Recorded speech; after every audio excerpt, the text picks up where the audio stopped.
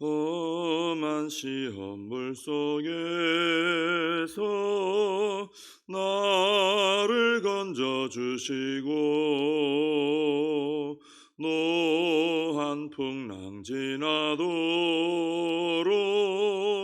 나를 숨겨주소서.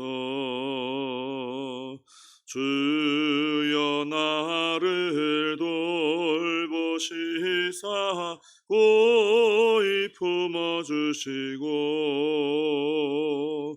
험한 풍파 지나도록 나를 숨겨주소서. 권세 능력 무한하사 모든 시험 이기고 풍랑까지 다스리는 주님 앞에 비오니 주여 나를 돌보시사 고이 품어주시고 험한 풍파 지나도록 나를 숨겨주소서. 죄악길에 빠진 이 몸 캄캄한데 헤매며 부르짖는 나의 원 들으소서. 내 주여 주여 나를 돌보시사 고이 품어주시고 험한 풍파 지나도록 나를 숨겨주소서. 아멘. 사도신경으로 신앙 고백하시겠습니다. 전능하사 천지를 만드신 하나님 아버지를 내가 믿사오며 그 외아들 우리 주 예수 그리스도를 믿사오니 이는 성령으로 잉태하사 동정녀 마리아에게 나시고 본디오 빌라도에게 고난을 받으사 십자가에 못 박혀 죽으시고 장사한 지 사흘 만에 죽은 자 가운데서 다시 살아나시며 하늘에 오르사 전능하신 하나님 우편에 앉아 계시다가 저리로서 산 자와 죽은 자를 심판하러 오시리라. 성령을 믿사오며 거룩한 공회와 성도가 서로 교통하는 것과 죄를 사하여 주시는 것과 몸이 다시 사는 것과 영원히 사는 것을 믿사옵나이다. 아멘. 사도행전 13장입니다. 사도행전 13장 44절에서 52절까지입니다. 사도행전 13장 44절부터 52절까지 봉독해 드리겠습니다. 그 다음 안식일에는 온 시민이 거의 다 하나님의 말씀을 듣고자 하여 모이니 유대인들이 그 무리를 보고 시기가 가득하여 바울이 말한 것을 반박하고 비방하거늘 바울과 바나바가 담대히 말하여 이르되 하나님의 말씀을 마땅히 먼저 너희에게 전할 것이로되 너희가 그것을 버리고 영생을 얻기에 합당하지 않은 자로 자처하기로 우리가 이방이 내게로 향하노라. 주께서 이같이 우리에게 명하시되 내가 너를 이방의 빛으로 삼아 너로 땅끝까지 구원하게 하리라 하셨느니라 하니 이방인들이 듣고 기뻐하여 하나님 말씀을 찬송하며 영생을 주시기로 작정된 자는 다 믿더라. 주의 말씀이 그 지방에 두루 퍼지니라. 이에 유대인들이 경건한 귀부인들과 그 시인의 유력자들을 선동하여 바울과 바나바를 박해하게 하여 그 지역에서 쫓아내니 두 사람이 그들을 향하여 발에 티끌을 떨어버리고 이고니온으로 가거늘 제자들은 기쁨과 성령이 충만하니라. 아멘. 바나바와 바울이 이제 선교 사역을 이제 출발해서 쭉 다니고 있는 중인데 바나바의 생질 마가 요한이 처음에는 같이 따라다니다가 이제 돌아갔죠. 구브로 사역 후에는 돌아간 후에 이제 이 두 사람 바나바와 바울이 이제 비시디아 안디옥에 가서 회당에서 이제 안식일에 말씀을 전했습니다. 근데 은혜를 받은 사람들이 그 다음 안식이라도 좀 와서 말씀을 전해 주시오 요청을 해가지고 이제 사람들이 이제 흩어졌죠. 이제 다 흩어진 다음에 그 다음 안식일이 이제 됐는데 바나바하고 바울이 이제 회당에 갔더니 44절에 오늘 보니까 온 시민이 거의 다 말씀을 듣고자 해서 모였다 그랬습니다. 지난번 안식일에 말씀 듣고 은혜를 받은 분들이 나가서 이제 열심히 소문을 낸 거죠. 야, 이런 분들이 왔다. 말씀을 들어보니까 다르더라. 뭔가 좀 우리가 이때까지 듣던 거하고 달리 뭔가 좀 권세가 있고 힘이 있고 또 은혜가 되더라 하고 쭉 이제 말씀에 소문을 낸 거죠. 자, 이런 걸 볼 때 전도가 되는 것은 이 사도행전에 나오는 초대교회 성도들을 볼 때 우리가 깨닫는 것처럼 열심히 기도해서 성령 충만해도 전도가 이렇게 잘 이루어지죠. 또 하나는 이렇게 말씀 듣고 은혜가 충만해도 또 나가서 알아서 이렇게 다 열심히 복음을 전하는 걸 보게 됩니다.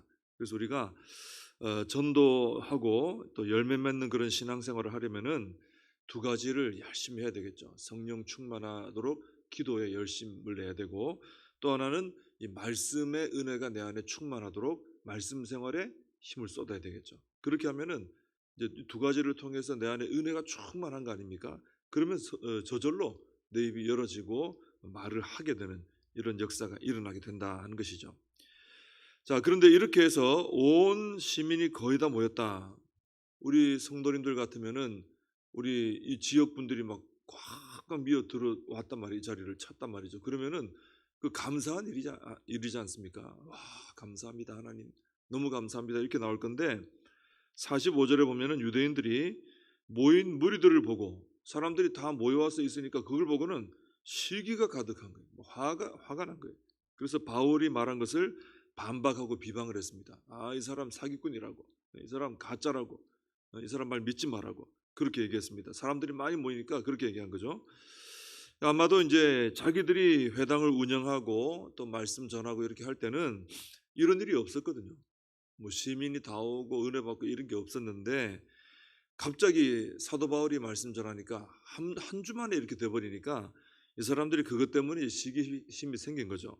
그리고 이 몰려온 사람들도 사도 바울을 통해 복음을 들으면은 유대교에 남아 있는 게 아니라 기독교인이 되는 거 아닙니까? 그러니까 그것도 또 싫었던 거예요.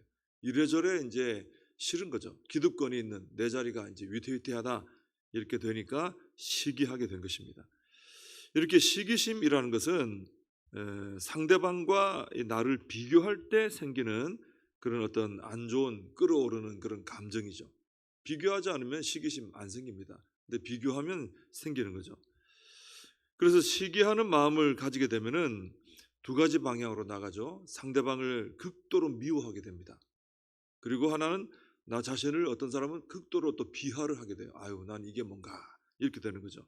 좋은 결과가 안 나옵니다. 그래서 이 시기심은 잘 다스려서 물리쳐야지 이것을 품고 있으면은 나에게 좋은 게 하나도 없다는 것이죠.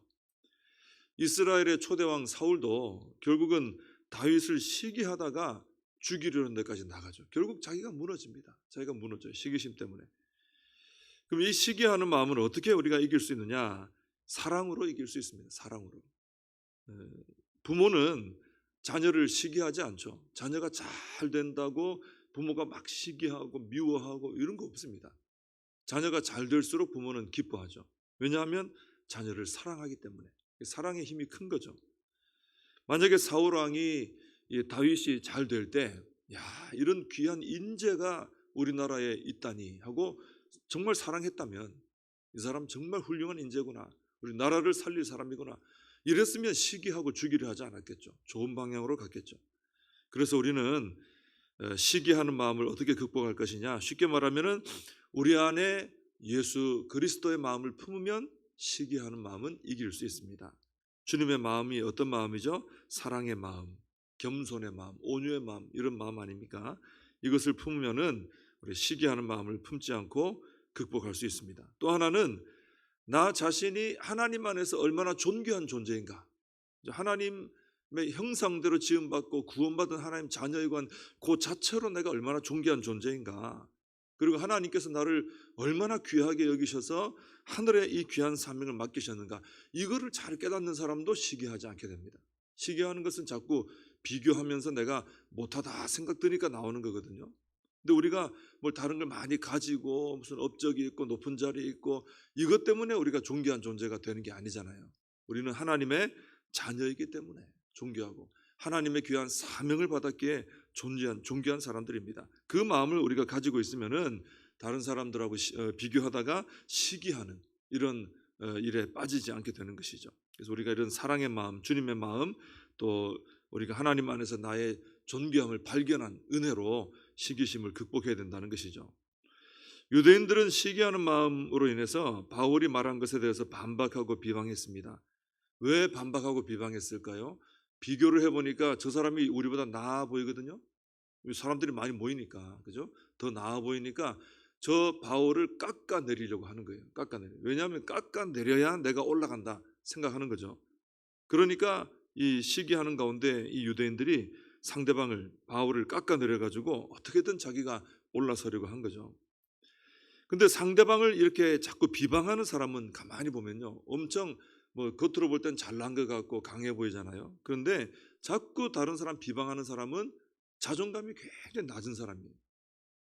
내가 그렇게 안 하고는, 그렇게 비방하고 깎아내리지 않고는 나는 무시당한다, 나는 비참해진다, 이런 생각이 있는 거예요. 그러니까 상대방을 자꾸 비방해서 깎아내리고 그걸 통해 내가 올라가려고 하는 이런 모습이 되는 거죠. 이것은 좋은 게 아닙니다. 그죠? 내 자존감이 굉장히 낮을 때 나오는 태도입니다. 그래서 우리는 다른 사람을 깎아내려서 내가 올라서려고 하는 이런 모습이 돼서는 안 되고, 하나님 안에서 오히려 내가 겸손히 낮아짐으로 하나님의 손으로 높임받는, 하나님 안에서 존귀함을 가지고 살아가는 우리가 되어야 한다라는 것이죠. 이 바울과 바나바는 바울이 말한 것을 이 반박하고 비방하는 유대인들에게 이런 말을 했습니다. 46절 47절에 하나님의 말씀을 마땅히 먼저 너희에게 전할 것이로되, 그렇다는 거죠. 너희에게 먼저 전하고 싶다 이거죠. 그런데 너희가 그것을 버리고 영생 얻기에 합당하지 않은 자로 자청하지 않았느냐. 그래서 우리가 이방인에게로 향한 것이다, 이렇게 말합니다. 그래서 주께서 이같이 우리에게 명하시되 내가 너를 이방의 빛으로 삼아 너로 땅끝까지 구원하게 하리라 하셨느니라. 유대인들 너희들의 태도가 그렇기 때문에 하나님께서 우리를 세워서 이방의 빛이 되게 하신 것이다, 이렇게 이제 설명해 준 거죠. 자, 하나님은 이렇게 하나님을 존중히 여기는 자를 존중히 여기시는 겁니다. 유대인들이 하나님을 무시했어요. 하나님의 말씀의 가치를 무시했어요. 그러니까 하나님께서 그들이 아니라 하나님 말씀을 받아들이는 이방인들에게로 향하신 거예요. 유대인들이 먼저 하나님에 대한 태도가 잘못된 것이죠. 그래서 하나님을 사랑하고 하나님 말씀을 사모하는 자에게 우리 하나님은 말씀의 은혜가 넘치도록 축복해 주신다 하는 것입니다. 우리는 절대로 하나님에 대해서 무시해서는 안 되고, 그죠? 또 하나님 말씀에 대해서도 우리가 불순종한다거나 또 가볍게 여긴다거나 이런 태도를 취해서는 안 되는 것입니다. 하나님이 떠나가시고 하나님의 말씀이 떠나가는 게 우리에겐 제일 두려운 일이에요. 그런 일이 없도록 하나님을 높여드리고 말씀을 사모하는 우리가 되어야 할 줄로 믿습니다. 자, 주의 말씀이 그 지방에 두루 퍼졌어요. 그랬더니 유대인들이 점점 이제 그렇게 되니까 안 되겠다 해가지고 사람들을 막 선동합니다. 이것도 안 좋은 행동이죠. 그래가지고 바울과 바나바를 박해해가지고 결국은 그 지역에서 쫓아내버렸어요. 그래서 바울과 바나바는 주님께서 말씀해 주신 대로 핍박자들과의 관계를 끊는 의미로 발에 티끌을 다 이렇게 털어버립니다. 그리고 이고니온이라는 곳으로 가서 이제 새로운 사역을 시작을 하게 되죠. 복음을 전하다가 이렇게 핍박을 받는 것은 당연합니다.